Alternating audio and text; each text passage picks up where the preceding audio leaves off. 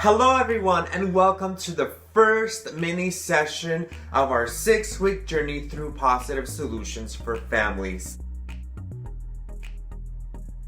This is the second year that I'm hosting the Positive Solutions for Families curriculum, and it's safe to say that every year is completely different than the other one. I am so happy that you're going to take this journey with me. I will be attaching to the Remind app messages images of the different exercises that we will be doing for the week. So make sure that you keep an eye out.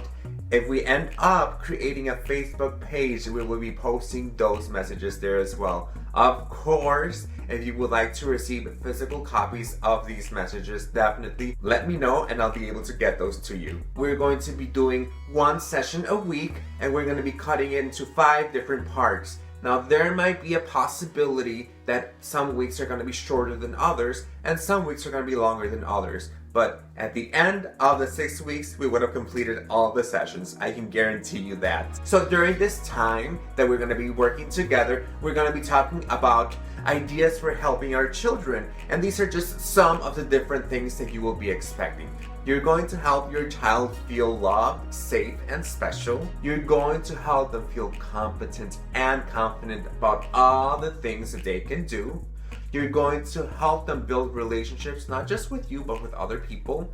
You're going to help them develop friendships. You're going to help them learn how to manage their emotions, something very important at their age. You're going to help them let you know what their behavior is trying to communicate using their words rather than their actions.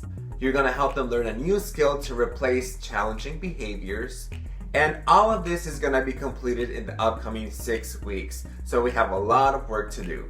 So each week is going to be separated as follows. The first week is going to be making a connection. The second week is going to be making it happen. The third week is why do children do what they do? The fourth one is teach me what to do. And the fifth and the sixth week are facing the challenge. And there's such important information in that topic that it had to be split into 2 different weeks. You might be asking, it's already Tuesday, do we have enough time to cover all of week 1? And yes, we do. Because keep in mind that the additional time that we would have spent during face-to-face sessions, talking and creating dialogue, is not going to happen. It's going to be happening via text messages and emails and posts. So it's going to allow us to complete these sessions a little bit faster than we would have in person.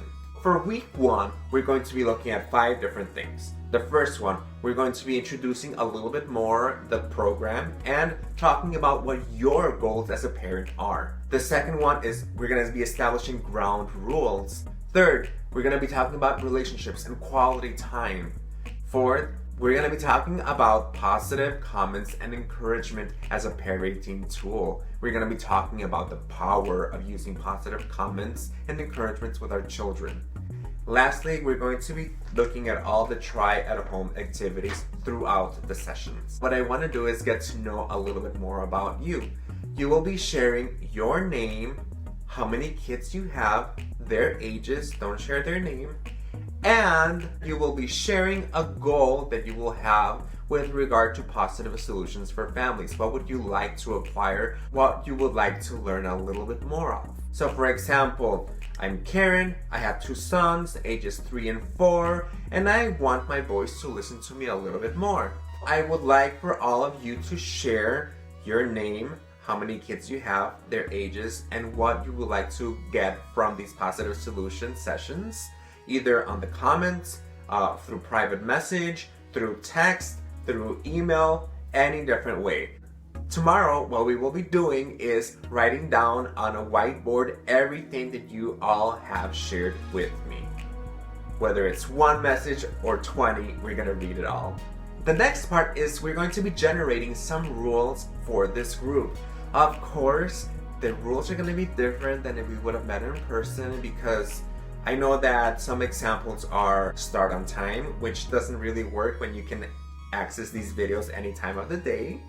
Another one is do not use your cell phones. Well, if you're using your cell phone to watch these videos, you kind of have to use the cell phones.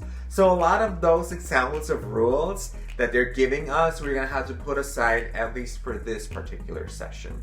There were a couple of them that I did see as examples that will be very beneficial to us. So I have 3 ground rules that I thought of that would be very beneficial to the group. Of course, if you have any additional ones you would like to implement, please let me know through private message or through any of the other means that I had mentioned so that we can go ahead, and if they work out, I can add them in the next session. The first one is whatever happens in our sharing space stays in our sharing space.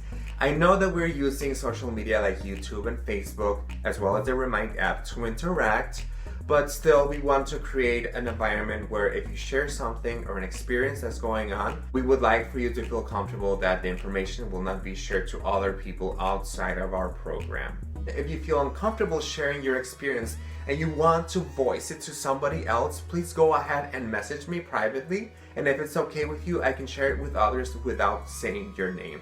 That way we can all share what's going on, and that is actually rule number 2. Create a safe space for people to share thoughts, ideas, and experiences. The third one is don't judge each other. We are all in this journey together, but we're all at different places in this journey.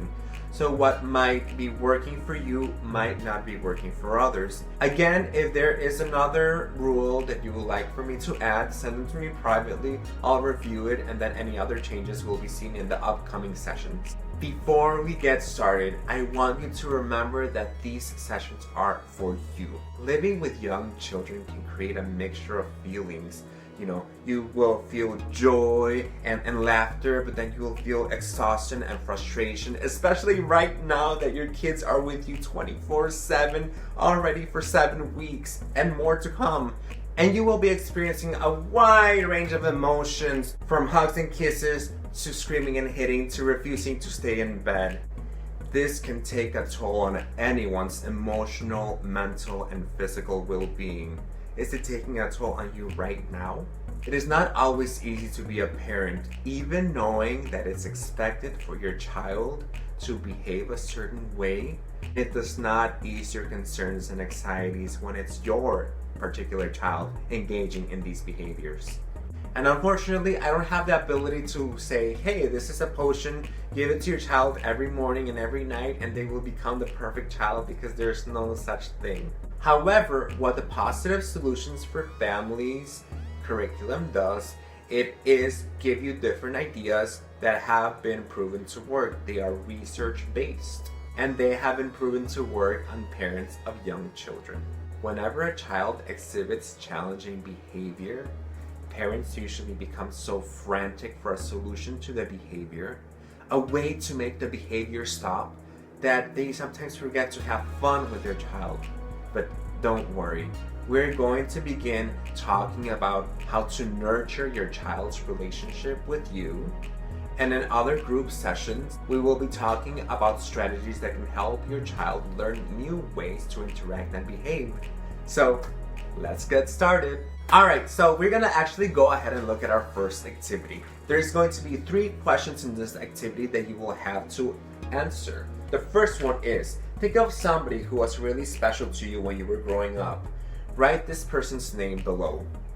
What is or was your relationship to this person? This can be anybody: mom, dad, grandpa, uncle, aunt, teacher, coach. Write down who they are. Then the next question is, what made you think of that person? Why did that person's name come to mind so suddenly? Of course, share it with me privately or through our comments section, so that next session I can go ahead and share all of your responses through video. Every child needs someone who is crazy about him or her. This is such an important quote for us to remember. It is important for every child to have someone who is crazy about him or her. We want to be the person in our child's life who makes them feel loved and special.